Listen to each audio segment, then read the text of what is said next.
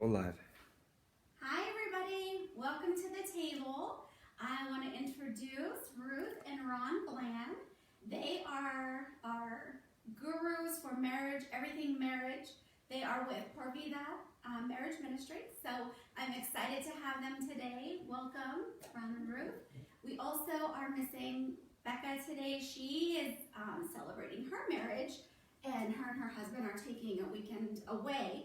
So we miss her, but we love her, and we hope that they're having an awesome time. So, Ron and Ruth, it's so exciting to have you guys. How did you guys spend, let's start with how did you guys spend your Valentine's Day?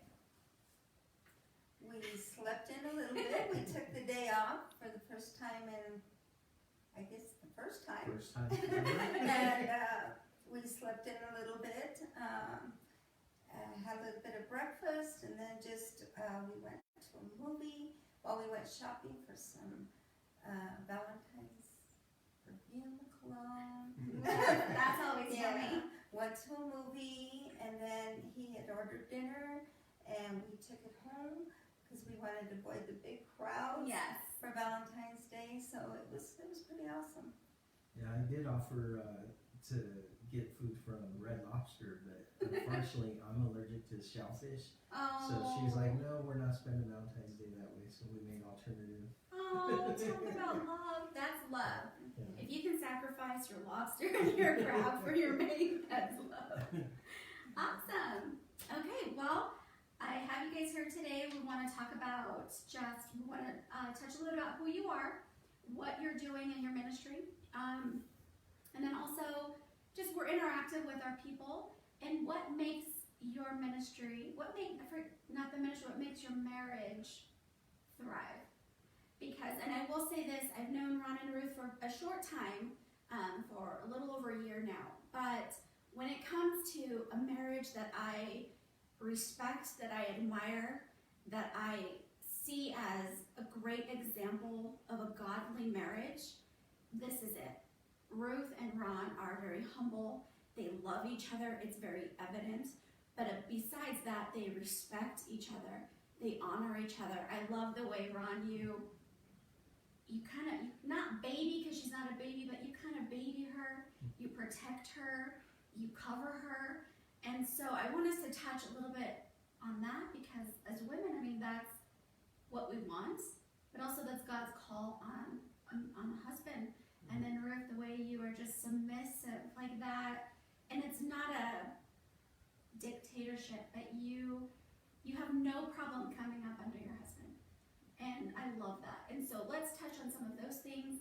We'll talk about exciting things about what's happening with the new ministry coming, what you're going to be offering. And we'll start with all of that. So wherever you would like to start, it's completely up to you. So, I think starting with where our foundation is, and, that's definitely in God, putting Him first. And I'm going to pull up a couple verses as technology assists us. It makes it easy. You may need my Wi-Fi password. Press pause. Just kidding. It says, although one may be overpowered, two can defend themselves. A cord of three strands is not quickly broken. And I really like the New Living Translation. It says, a person standing alone can be attacked and defeated, but two people back to back and cannot be conquered. Three are even better, for a triple thread braided cord is not easily broken. And we use that in our marriage, and I actually brought an example today of this is kind of our marriage symbol, is the two rings represent our marriage. As you know, the ring was represented as never-ending love for us and for God to love us. And when we think about the three strands, you get these two twisted and you can put a finger in and quickly break it. But as we intertwine with God and we start basing what we do in our relationship with God, and we see that the strand starts to get stronger and stronger, when it actually gets developed, there's no way you're going to get in between that strand. Amen. And so I think learning that through the years and being able to understand that we have to have God first in our life. You know, we put Him above all things, even before our ministry, before our children, before our family. Yeah. And with drawing close, it's kind of like the pyramid. As we draw close to Him, we'll draw closer together. And so I think that's one of our strengths. That is a foundation. I totally agree with Ron. Is that God has to be first in everything we do to make our marriage work, to make life work. Everything else falls into place when we put God at the head, and draws us close together. And Genesis 2:24 says, "That is why a man leaves his father and mother and is united to his wife, and they become one flesh."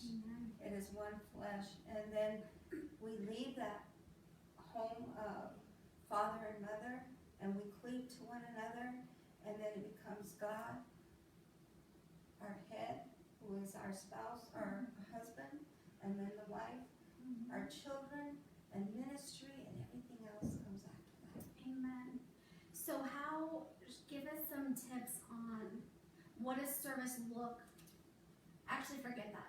What does being the head look like as a godly man?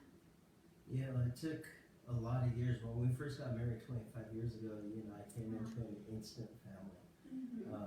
Not having a father myself, growing up with stepdads that were abusive and very violent in the home, you know, it was like, okay, here I am, a father to a son that I don't know how to be a dad to.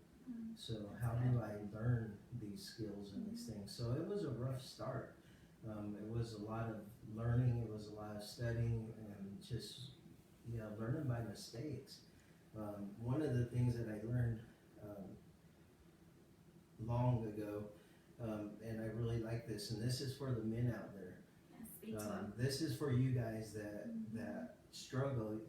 1 Corinthians 10:13 says, "No temptation has overtaken you except for what is common to man. And God is faithful. He will not let you be tempted beyond what you can bear. But when you are tempted, He will also provide a way out so that you can endure." And what I'm talking about in those temptations is that pornography, those temptations of the after, you know, the affairs that can happen. And it happens in the church today. We see it a lot of times when we're counseling, you know. Those temptations that come our way, no matter what it is, God always gives us that out, but it's up to us to take that out. When I started to learn to take that out that God gave me, and seeing it for what it was, that Satan was coming in and trying to destroy our marriage, then we learned to stand the ground together. I remember the day that Ruth told me, "I'd rather have you be honest with me than to hide it or not let me know." And so I took it as a test of, like, how much truth do you really want to know? And I started being honest with her. "Hey, this girl hit on me today and I'm feeling this way," and we started learning to be real with each other. Wow, that and is incredible. Overcoming those things, because I'm like, I need your help to stay strong. Yes. Because a lot of times we look at, if we're not going to get into this relationship, well, let me just kind of go elsewhere. Yes. And that's not what God intended us for. That's So that our title of our marriage is Por Vida, for life. And with me, I took it as that first title because coming from the gang mentality, coming from a gang background, when I was in that gang, it was for life. And I was going to ride or die, regardless of what happened. Come on, yeah. And it's the same way in my marriage. Yes. It is important that I understand she is my bride, she's my queen, she's my everything.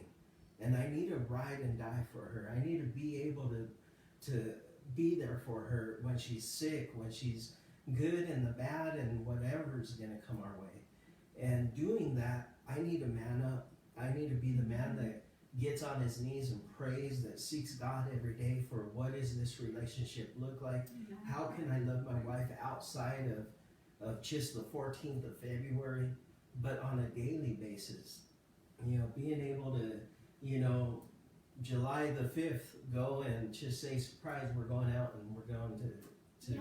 vacation or go do something. Yes. It's those everyday things that you need to learn as a man to protect your wife and to be there. And I encourage you men that if you're struggling with that, get in contact with us. We'll have our website later on that you can go to and, contact us. That's what we're here for. We're here to talk and sit and do these classes together and be able to help one another. That's what it is. Iron sharpens iron.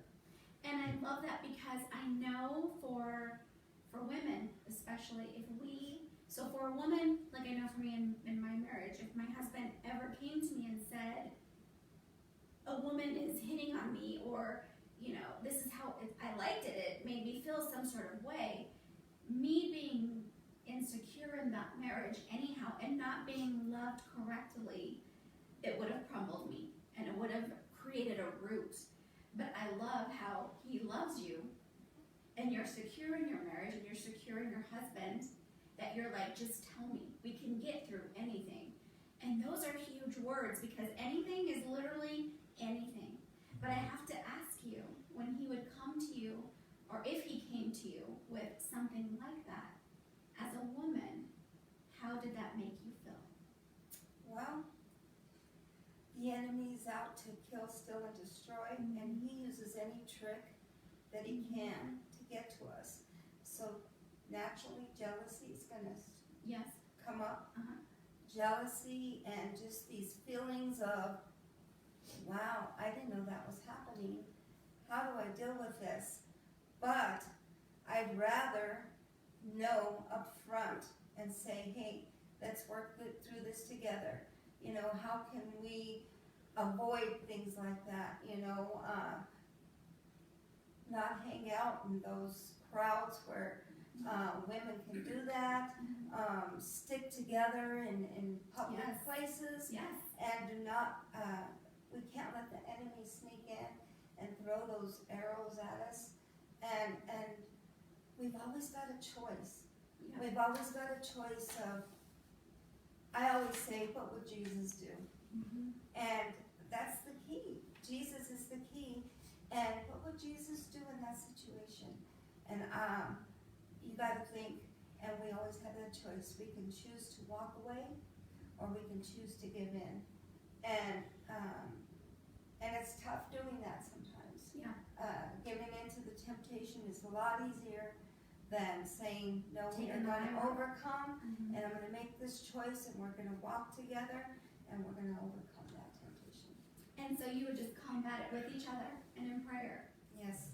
Man, I never knew that about your marriage, and that's exciting and that's encouraging for everybody to have the dedication. That's dedication. That's commitment to one another. And that's the design of marriage. And that's just one small facet of your marriage. But that just blew me away. That makes me excited. But we weren't always there. Right. Remember the struggles that we went through. I mean, at the verge of divorce and separated for 4 years. And that wasn't always the case. But we learned, and I stood by him no matter what. Even through the affairs and everything we went through, I stood by him because I believed God that he had given me a godly man, and I stood for that, and I forgave, and forgiveness is a big part. Absolutely. And God brought us through, and he restored our marriage, and I wouldn't give it up for anything in the world. So tell me what submission looks like as a godly woman, because I think, and this is a show that we represent God, but I think submission looks different from a couple who's not serving God to a couple who is serving God, because I think sometimes the world looks at submission as dictatorship and control, and so I want you to touch on that, and what it looks like for you in your marriage specifically, and how it's so easy for you to come under submission to Ron. Being raised in a Christian home, I'm a preacher's kid, a pastor's kid, and being submissive was difficult for me, and I think that was a whole problem with our struggles in the beginning, is that I wanted to change his heart. I wanted to control how he should be a Christian. As women, as we do. As women, and we know how to do that really easily. And I wanted him to be a Christian the way I thought he should be a Come Christian. on, yes. But until I submitted him to God and said, okay, God, he is yours, and you change him. And I let go of all that control. Until that happened, nothing was working. Wow. So until I put him in God's hands and I said, God, you can change the hardest of hearts. You're the only one that can do that. Yeah. I said, and if it was meant to be, if Lord, you put us together, then you will restore this marriage. And that happened because I did give back control. Being submissive isn't being a doormat. Thank you. And Yes. being, Because a lot of people don't understand that that's not what it means. it's not being a servant, a maid. It's 100% and 100% Yes. that we have to give, not 50-50. It has to be 100%, 100% Yes. with both of us, and it's not. And then when you put God first, it's easy to submit as unto God, because recently we just read, I told him we need to do a study with the Song of Songs, Oh my the gosh. book of love, and we read that, and you Love know that. what? That's an example of God's love toward his bride, the church, and that's the example he left us. And so if you have a chance, you know, that's on one level in that book, we learn about love, marriage, and sex. And on the other level, we see God's overwhelming love for his people, Yes. you know, his bride. And that's what we should be. We need to remember that we are loved by God and commit our lives to seeing life, sex, and marriage from his point of view. Yes. From a different perspective, from God's perspective, the perfect perspective. Yes. And God is love. Amen.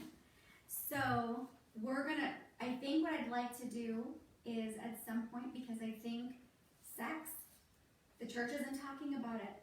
So at some point I'd like to bring you guys back and not give us details, of course, Right. but to talk about a healthy sex life in marriage, because I think so many people struggle in that as well. Yeah. But we won't touch on that today. We'll bring them back because that's a whole other segment. So, Ron, tell me ways that you, as a husband, serve your wife. Like, give us 5 if you can. And I know you can give us more, but ways that you serve Ruth to where she feels loved and safe and, you know, how a woman's supposed to feel by her husband. First, men, we have to seek God and pray daily, get in the Word of God. It's easier to follow someone that is doing the things that they're supposed to be doing than somebody that is just portraying it maybe on a Sunday and then living a different life Monday through Friday. So I've learned to guard myself first so that I can become strong and stay strong. And in that, you know, being a servant to her, you know, to be able to lead, you know, number one, I need to be able to be that support and help her. You know, there's nights that I want to do dishes. There's nights I want to cook.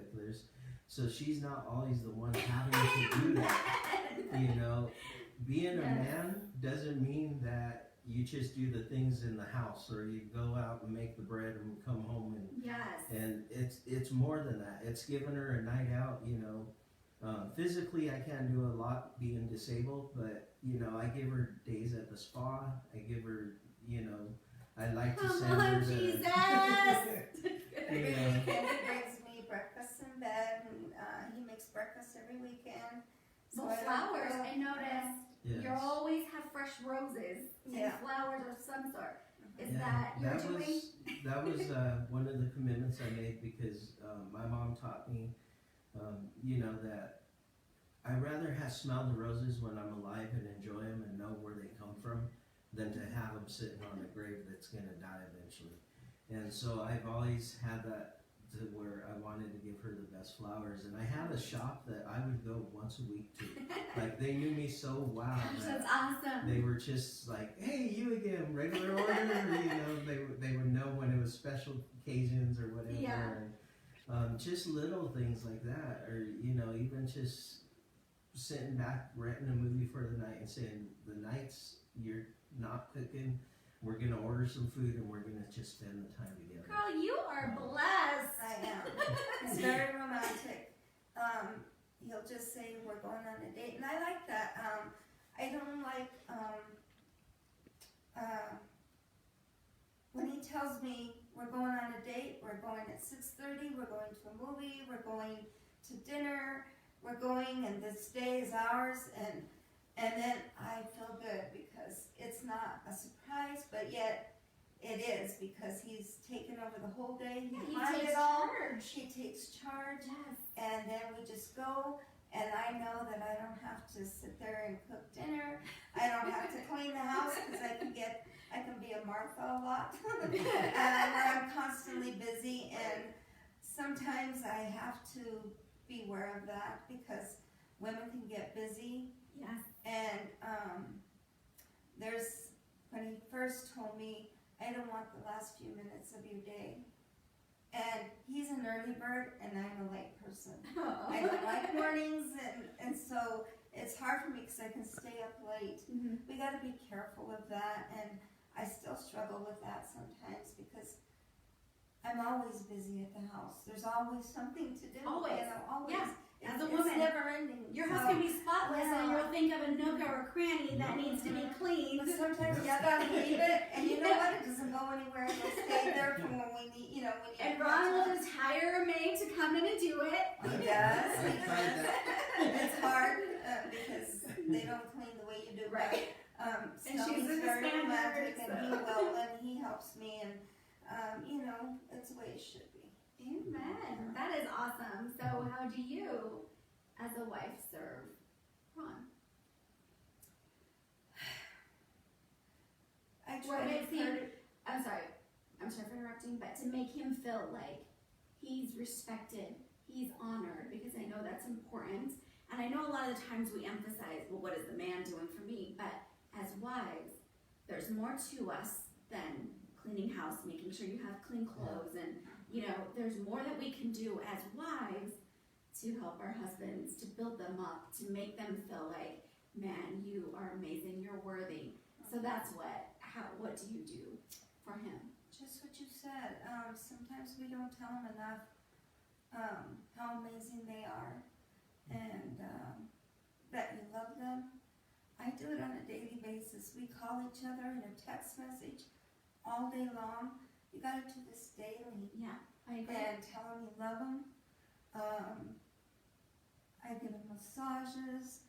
I make sure that everything is done for him. I like to iron for him. He likes to do his own clothes sometimes.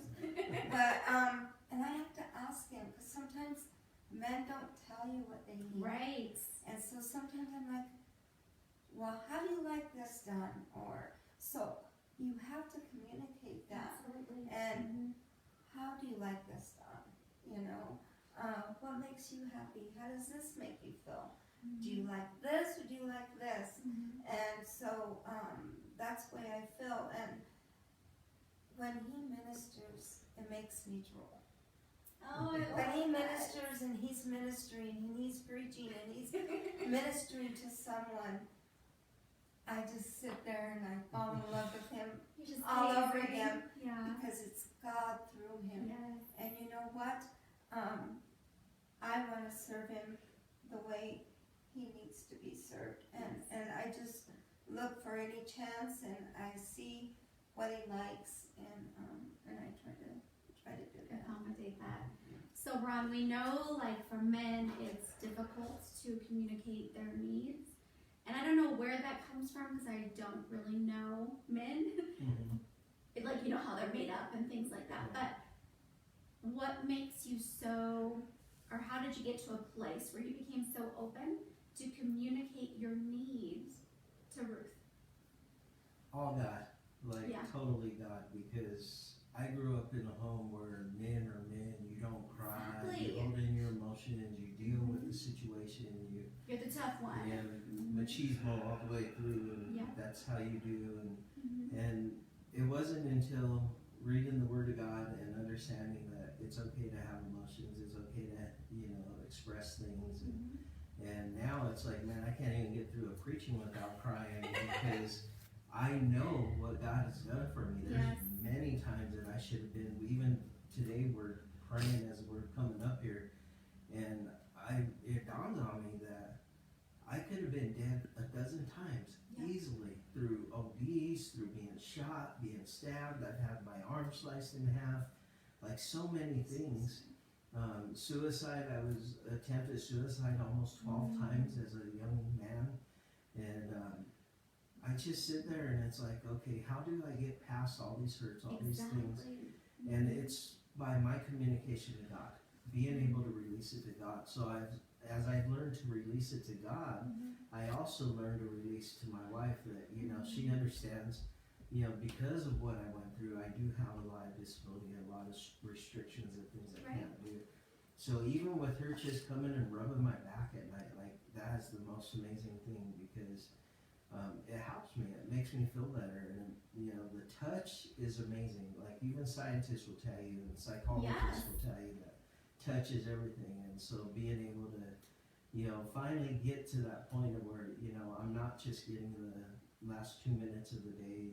She would, we overcame a lot of stuff, and she would jump in bed, at 10, 11 o'clock at night, and then want to hug, and I'm like, I'm already on medication and I'm out and like this ain't gonna work, so just knowing that like now we make appointments if we have to, like, okay, here's our schedule. I'm very busy, I'm on call with my job a lot. She's got a lot of things going on, so we're like, what, if we even have to put it on a schedule, put it on a calendar just to have that time, we do. I love that. And that's a part of today's society that you're going to have to take that time for your marriage. And that's important. That was my next question is, what do you do in your marriage and how do you go about prioritizing one another? Because when you have children, I know your children are grown, but you're always a parent. It doesn't go away. How do you, and then work, I know both of you are very busy, now the ministry, not to mention, I'm sure you guys are getting bombarded with prayer requests and meetings and other things that people are trying to pull from you. How do you prioritize timing with each other, that alone time? Because if we're not cultivating that, I think that leaves a wide open space for the enemy to come in as well. Well, we got the whiteboard at the house and we started writing down, and we made a calendar, and it's a monthly calendar, and we know ahead of time what we have coming up. Things that are going to be coming about, and we try to plan ahead now. Before we would just be yes people, and this ministry would want me to speak at men's groups, and this ministry wanted to speak at women's groups, and then they want us to come together and do a conference, and there was times where we were overbooking ourselves so bad that it was like, hold up, we're going too thin. So now, even in our marriage, that's why we decided to launch our own. And a part of that is not doing the every Friday meetings. We're going to once a month big group gathering with all the ministries and do it that way so that we have the time on Fridays. That's our date night. That's our time. Every Friday? Well, it's whatever, if it's our time to get studies done. So we already had it in the calendar to do these groups. So now we can utilize that time to say, hey, we're going to just spend it together, or we'll go through seeking God, seeking what God's doing, in our lives, or, just, being able to plan ahead really comes about. I want to go back just a little bit. Sure. So women are relational. Absolutely. And men are sexually driven. And we as women need to recognize that. They need that sexual intimacy. And women are relational. We want to talk. We want to talk about it We first. want pillow talk. Yes, and we want pillow We talk. want you to be our We want girlfriend. cuddling first and everything, but Yeah. women need to remember that. So that's good. that's a really important piece. And the men, our men, need that sexual, That's good. and Yes. it should be from his wife, so that Only there's no his room. wife. Yes, and so we got to keep that in mind. But like he said, if we're prioritizing, first, of course, it's God, and we struggle still with making a time to pray together because it is hard with our schedules. Like I said, he's a morning person, and I'm a night person. I can stay up late, and it's hard for me to get up, but I get up, for work. But it's, you gotta change some things sometimes, That and sacrifice. that sacrifice, and so I think the key is just making sure that we're having that daily or that weekly date, or just putting each other first, and then prioritizing and making sure that our calendar is clear and that we have enough time to prepare for that other thing going on. And you can tell, like, it's evident you guys can't really feel the energy right now. It's not energy, it's the Holy Spirit, but you can't feel it. But I have to tell you, just them speaking to each other on a couple of occasions, they've teared up, and so that's how you know it's so important, and it's passionate, and it's just a priority for you guys. That you love each other so much that even speaking, and you did it when you were speaking about each other, and I just think that's incredible, and that is the way that it's supposed to be. So I want you guys to go ahead and talk about the ministry, the new ministry. They're just launching. This is brand new. They're taking a step of faith. They had a ministry that they were under a different umbrella, and now they're stepping out on their own. And so tell us how that came about. Give us a little bit about what is to come in the future. We're going to post everything about their ministry on their page and their website, so you all can, go and check them out and be supportive. And so give us a little bit of information about Pro Vida. Yeah, it actually started last year when we were in the church that I told Ruth, I'm kind of done with ministry. I want to quit, and I'm just fed up with ministry and the way it's going, and it's just, I'm not happy right now. And so I decided that I was going to take a sabbatical and step down and refocus. And as I was praying, God told me, as you step down from this time, it's not time to be away from me. It's time that you need to be with me. Amen. And so I started understanding that, sometimes we need that break to refocus and recenter and see where we're at and those things. And I told Ruth, I'm not going to church until I feel like I'm ready to go back 100%. I'm kind of an extremist, so if I'm going to be one way or the other, it's either a yes or a no. It's kind of like the Bible says.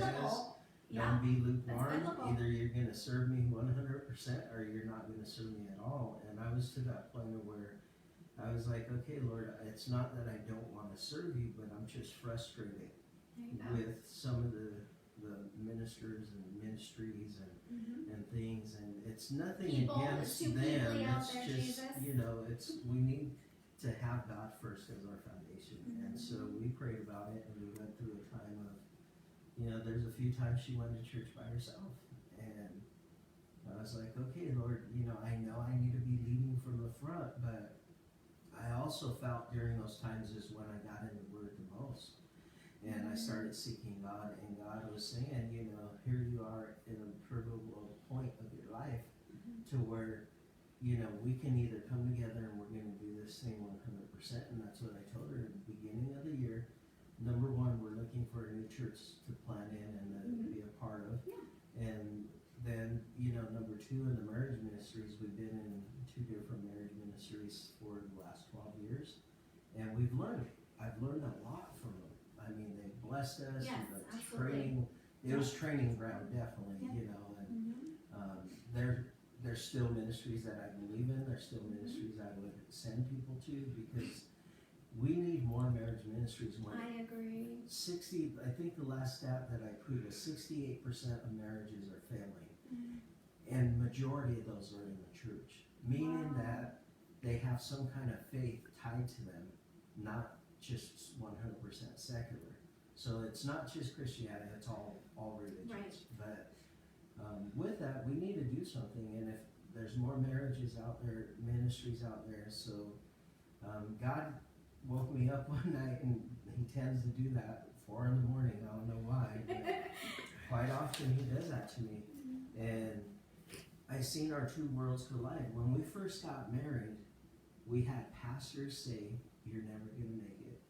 We had families say, "You're unequally yoked, you shouldn't do that." She was warned, because I was still heavily involved in the gang, still heavily involved in the drug dealing, and they were like, "Don't do it, like, you're too good of a woman, like, you be careful with him."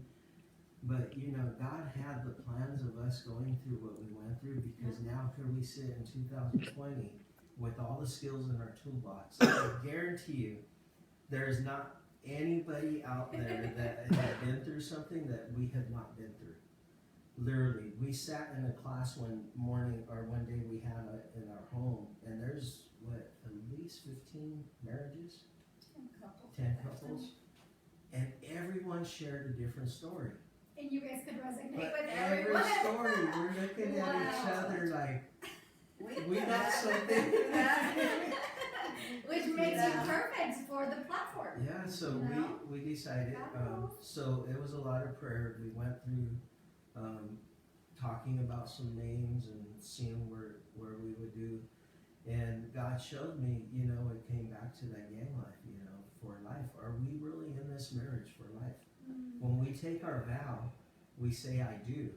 Well, I didn't say I do in our marriage. I said I will. I don't know why the pastor, when he asked me, I said I will.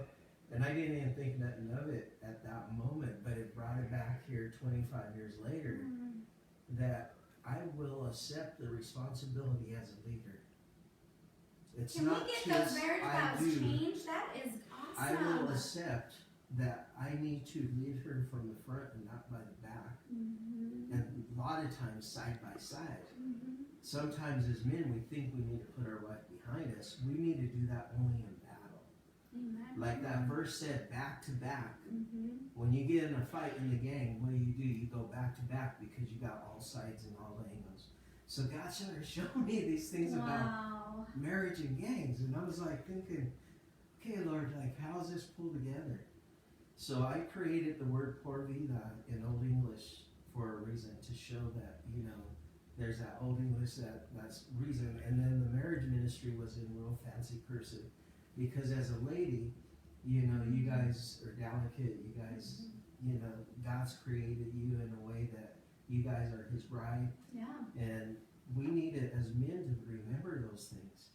And so as we prayed over this marriage, it was just one step out. It literally was like a weekend. I decided to create everything on my thing, and I was Isn't it like, crazy "Are how you that ready?" works? Like when it's God's timing, it flows. Everything just goes.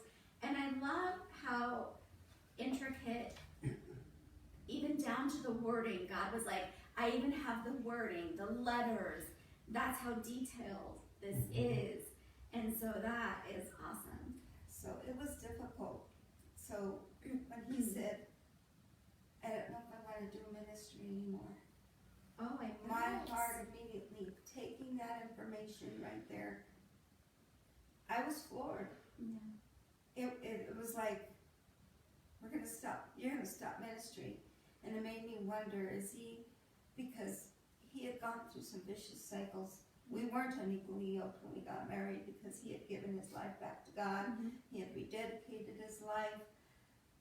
But he kept going through vicious cycles of going back to the world, coming back to God. Yeah. We The served struggle. for a little while, and until that was broken. So my heart sank when he told me that. Fear. How do you feel that? Because I didn't feel like we were done with ministry. But I can't do a marriage ministry without him. Right, I mean, it goes together. right. And I thought, am I done too? You know, I said, God, I don't understand. And I was questioning, but then he told me something and it just like shut me up. It literally, and he said, you know, I have to think about this right now, he says, because, you know, I will not be half-stepping it. We either go full force for God or we're not. And he says, I cannot be half-stepping it anymore like some ministries do. And, you know, and he says, we gotta do it God's way, full force. Yes. And just to reiterate, this wasn't a backslide. This wasn't you know, taking, none of that happened. All it was, guys, was sometimes we come, and you all know, you come to a crossroads in your relationships, in your ministries, in your work, and whatever it is that you're touching. And sometimes God will say, okay, you're stuck, and you feel that stuck, and you get frustrated because you can't move, and everything around you is not working. And God will say, okay, it's a time, you need a time out, and I need to draw you close to me, and then we're going to elevate you to the next level. And what I'm hearing is that's what happened, where God's like, okay, time out, draw close to me, because I have something even greater for you to do, and that's what we're talking about here. So I wanted to make that clear. Kind of like a computer reboot. You know, sometimes it starts to run slow for whatever reason, too many things running. And then you restart it, and all of a sudden it's like, pooh, there you go. And that's how I felt. I felt so refreshed this year that, you know, little steps, and we've had some hurdles. I had we will until we die. Account come up that they literally, I've been putting money in there for ministry, and they froze the entire account. And I'm getting ready to file our paperwork. I'm getting ready to order cards. I'm getting ready to. And so now we're at a stop position. I was like, okay, Lord, you work it out. You make a way, and it all worked out. And because that's God, and when it's His. And when we're faithful with what He gives us, He's going to see it through. He's going to honor it. He's going to elevate it. He's going to cultivate it like it's His. And I know that that's what you two do is your very Lord. We're vessels. And we can submit it unto you and have your way. So I want to thank you guys. That's our time today. Thank you so much for coming and sharing your hearts and sharing just a piece of your wonderful marriage. And, you know, for you single ladies, let this give you hope. And single men, let this give you hope that God truly can. He does. He brings two people together. And it can be beautiful. And this is their beautiful love story. So thank you guys for coming and sharing it with us. I'll be posting after this all the information for Por Vida. I actually share their information to our page. So just keep an eye on those things and look for the events coming up. And for you marriages that are struggling and you maybe need counseling, are you guys still doing counseling? Yeah, we do one-on-one Okay. work with the individuals. And, Okay.